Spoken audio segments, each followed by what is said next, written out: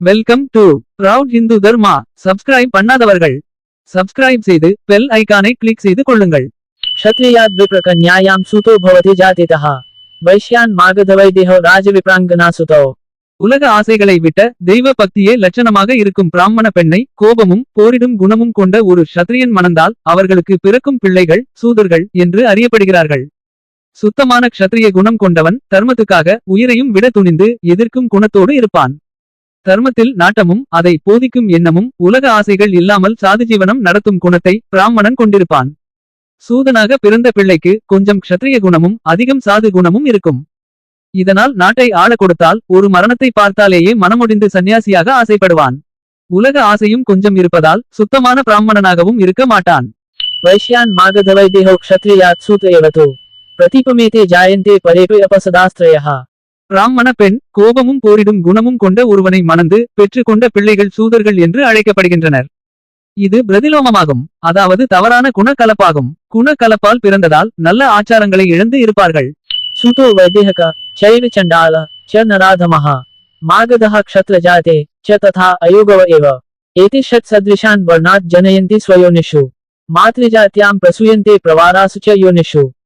தவறான குண கலப்பினால் சூதர்கள் வைதேகர்கள் சண்டாளர்கள் மாகதர்கள் ஷத்தன் ஆயோகவான் போன்றவர்கள் ஜாதிகளை உருவாக்குகிறார்கள். இவர்கள் தங்களுக்குள் மேலும் கலப்பு மனம் செய்து கொண்டால் அவர்களுக்கு பிறக்கும் பிள்ளைகள் தாயின் ஜாதியையே அடைவார்கள். प्रतिकूलं वर्तमाना बाह्या बाह्यतरान् पुनः हीना हीनान् प्रसूयन्ते वर्णान् पञ्चदशैव तु. பிரதிகூலமாக உருவான இந்த 6 ஜாதிகள் சூத மாகத வைதேக ஆயோகவா ஷத்த சண்டாள போன்றவர்கள் தங்களுக்குள் கலக்கும் போது மேலும் 15 புது குண கலப்புடைய பல கீழ் ஜாதிகளை உருவாக்கிவிடுகிறார்கள். सुतानाम् अश्वसारथ्यम् अम्बष्ठानां चिकित्सनम् वैदेहकानां स्त्रीकार्यं मागधानां वणिक्पथः. சூதனாக பிறந்தவர்கள் தங்கள் குணத்துக்கு ஏற்றவாறு இராணுவத்தில் காவல்துறையில் வாகனம் ஓட்டி உதவியாக இருந்தோ இரு பிறப்பாளர்களுக்கு உதவியாக காரியங்கள் செய்து கொண்டோ இருக்கலாம். குந்தியின் மகனான கர்ணன் ஆற்றில் விடப்பட்ட போது அரசர்களுக்கு தேரோட்டிக் கொண்டிருந்த ஒரு சூதன் எடுத்து வளர்த்தான் என்று பார்க்கிறோம்.